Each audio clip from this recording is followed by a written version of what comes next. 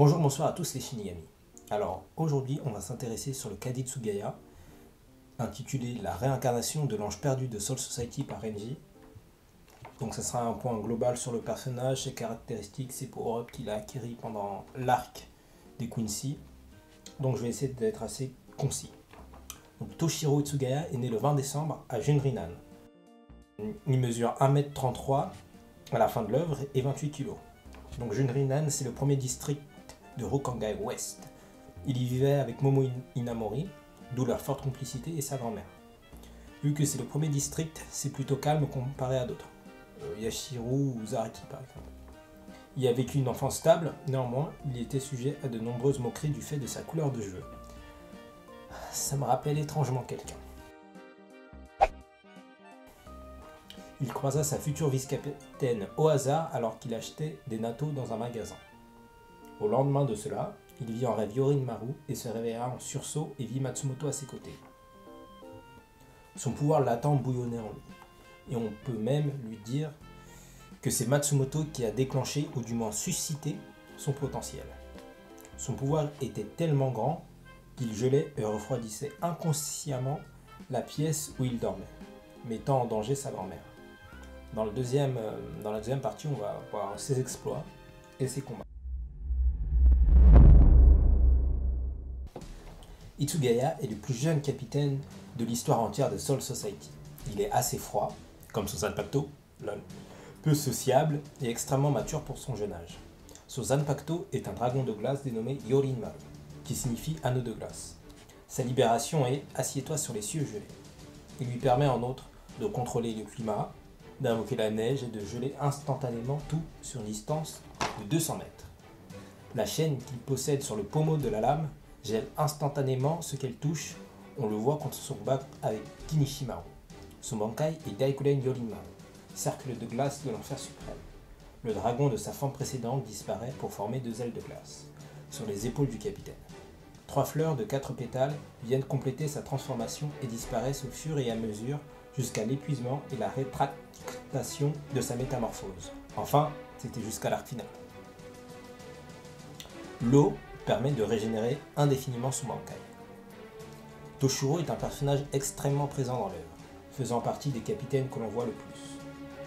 D'une nature ultra prudente, il est l'un des premiers à soupçonner Gin à l'Arc Society. En vain puisque c'est Aizen qui tirait les ficelles. Il dévoue une haine incommensurable envers ce dernier, il pourrait se trouver aisément dans le top 10 des personnages qui réprouvent Aizen Sosuke, et en détenir la première place. Il a eu la chance de détenir de nombreux affrontements. Contre Gin, qui était mon préféré, contre Luffy, contre Shaolo, le Fraction de Grimmjow, contre Alibel, contre Bibaz, Bazar Black, etc., etc. Son Zanpakuto est le plus puissant Zanpakuto de glace jamais créé. Des Zanpakuto d'eau et de glace, il n'y en a pas énormément dans Bleach. Il y a celui de Rukia, de Cayenne, qui est de l'eau, et d'Alibel, si on étend un peu plus les personnages.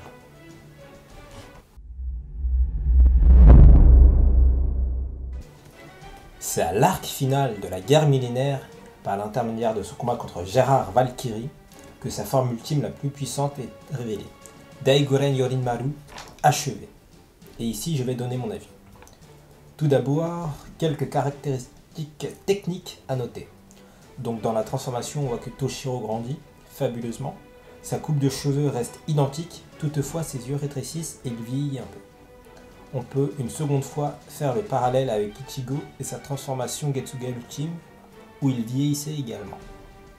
Je trouve la métamorphose assez surprenante, cependant l'aspect graphique qui en émane est dingue, et ça aurait pu être l'une des plus belles transformations si l'anime aurait continué. On dispose d'un Itsugaya homme, qui dégage un charisme qui atteint son paroxysme. Sur l'aspect visuel, c'est un sans faute. L'évolution de cet éveil permet de geler toutes choses élémentaires. L'eau, le feu, la glace, la terre, le métal, tout ce que tu veux. Avec cette transformation, il atteint une seconde étape du Bankai. Ce surplus de puissance a un prix néanmoins. Et Byakuya n'omet pas de lui rappeler. Komamura a également atteint une seconde étape du Bankai et on peut voir qu'à long terme, l'enjeu est mortel. Donc Komamura, lui, il est mort à cause de ça. L'inconvénient principal serait une diminution de sa force vitale et encore à plus long terme, la mort, comme je le disais précédemment. Donc une petite remarque subjective, avec cette forme définitive que le capitaine a atteint, je peux aisément le placer au même niveau qu'Ulquiorra, seconda étape.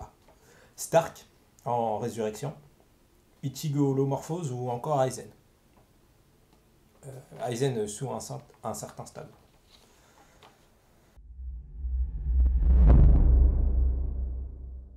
Dans cette dernière partie bonus et quelques points à ajouter, Hitsugaya a déjà été numéro 1 à un sondage de popularité. Dans le databook Blade, qui est le dernier en date, il arrive second derrière Rukia en sondage de popularité des Shinigami.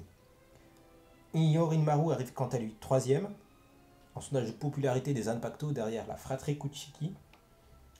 Toshiro est très doué à la toupie. Lorsqu'il était à Junrinan, il jouait avec le Jidanbo, le gros balèze, le gardien de la porte ouest.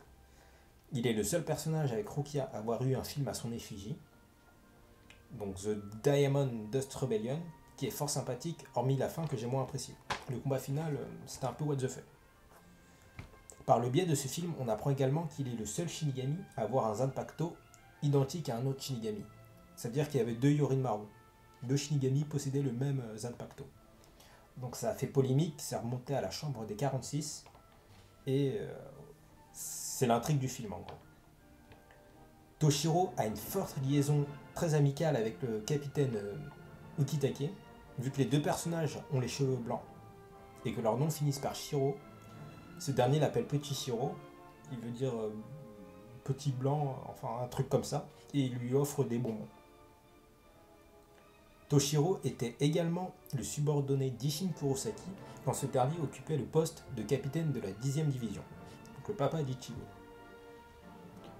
Dernière remarque à ajouter qui m'a toujours interpellé, c'est que Yamamoto Genryosai est le plus vieux Shinigami de Soul Society, et Ryujin Jaka est le plus puissant Zanpakuto de feu. Tandis que Toshiro est le plus jeune et le plus petit Shinigami de Soul Society, sans compter Yashiro, et Yorinmaru est le plus puissant Zanpakuto et de glace. Donc il y a un paradoxe énorme entre ces deux personnages, et ça peut laisser place à une multitude de théories.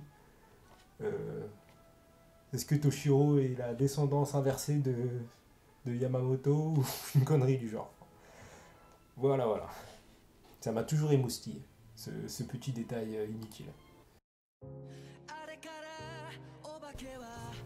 Cette vidéo est à présent terminée. N'hésite pas à me donner ton ressenti dans les commentaires, à t'abonner, et on se retrouve à très bientôt. Ciao.